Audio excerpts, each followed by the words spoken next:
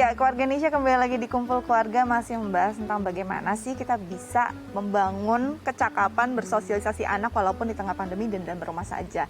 Nah, tadi kita ngobrol di segmen sebelumnya kan tentang anak balita, toddler, yang sebenarnya mereka memang interaksi sosial bisa dibangun dari keluarga inti.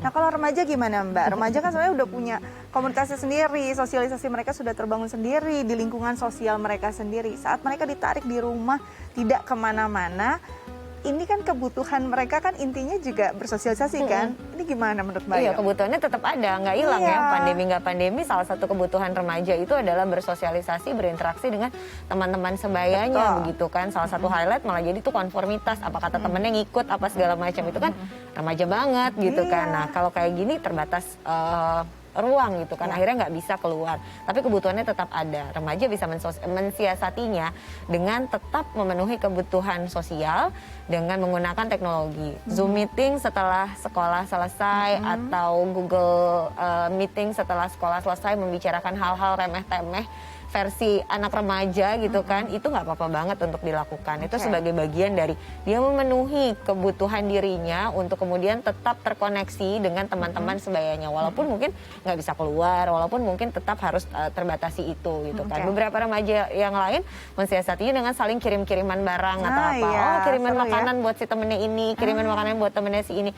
Itu kan merupakan salah satu bentuk relasi yang hangat, kemudian bisa menimbulkan juga perasaan happy dan bahagia. Mereka bisa upload, bisa apa segala macam, itu masuk dari bagian individu bersosialisasi dengan caranya sekarang gitu kan, yang memang pandemi dan kita nggak bisa untuk bertemu secara langsung gitu.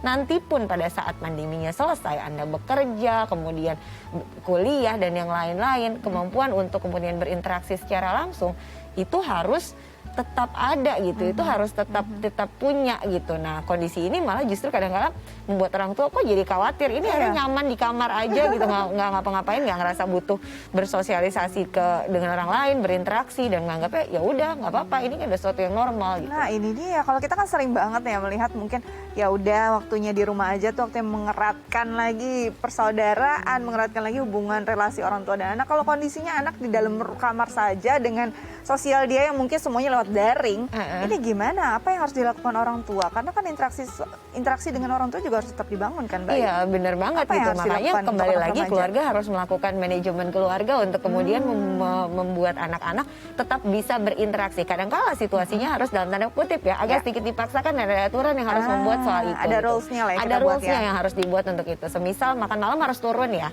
dan makan malam nggak pada pegang handphone, kita ngobrol, berbicara mengenai topik-topik yang menyenangkan. Kemudian anak atau pada saat sarapan anak terlibat, bikin sarapan dong gantian atau apa gitu. Remaja kan sudah bisa sampai pada tahapan itu. Atau remajanya diajak untuk terlibat dalam household chores atau pekerjaan-pekerjaan rumah tangga. Sehingga anak merasa bahwa kita tetap loh ada saling membutuhkan satu sama lain. Aku dibutuhkan kehadirannya secara fisik karena masih harus cuci piring, habis itu siapin makanan untuk ibu dan ayah, atau ada adikku yang bagian kerjaannya ini. Sehingga perasaan bergantung sebagai makhluk sosial itu tetap dirasakan oleh si remaja ini gitu lah.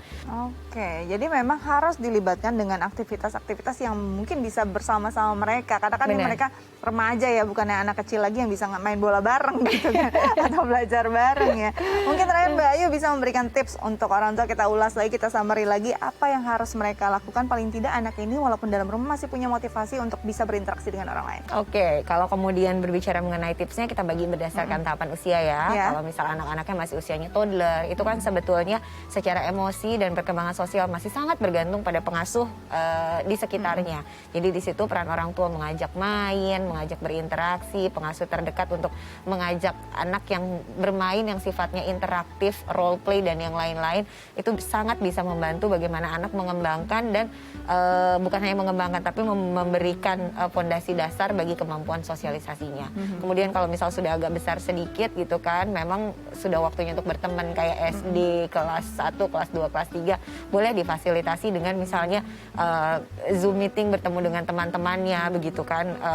Kita membuat orang tuanya juga bikin kelompok teman-teman yang isinya tuh ngobrol-ngobrol, mereka dibiarkan untuk berbincang kalau SD-SD kecil. Nah, begitu masuk ke yang usia remaja ini agak sedikit menarik gitu, justru karena pandeminya udah lama, udah terlanjur nyaman untuk berada dalam ya udah sendiri aja, semua serba online gitu kan. Di situ kembali lagi orang tua mengambil peranan untuk tidak justru semakin menjauhkan itu. Caranya apa? Tetap melibatkan anak-anak dalam interaksi di dalam rumah yang membuat anak bisa tetap melatih kemampuan sosialisasinya dia dan menyadari bahwa tetap loh kita ini adalah makhluk sosial yang membutuhkan interaksi dan membutuhkan tolong-menolong dengan yang lain, dan itu dimulai dari keluarga gitu. Oke, jadi dimulai dari keluarga dan dibangun mungkin saat ini harus seperti ini dulu, nantinya akan kembali lagi jadi makhluk sosial yang amin gitu.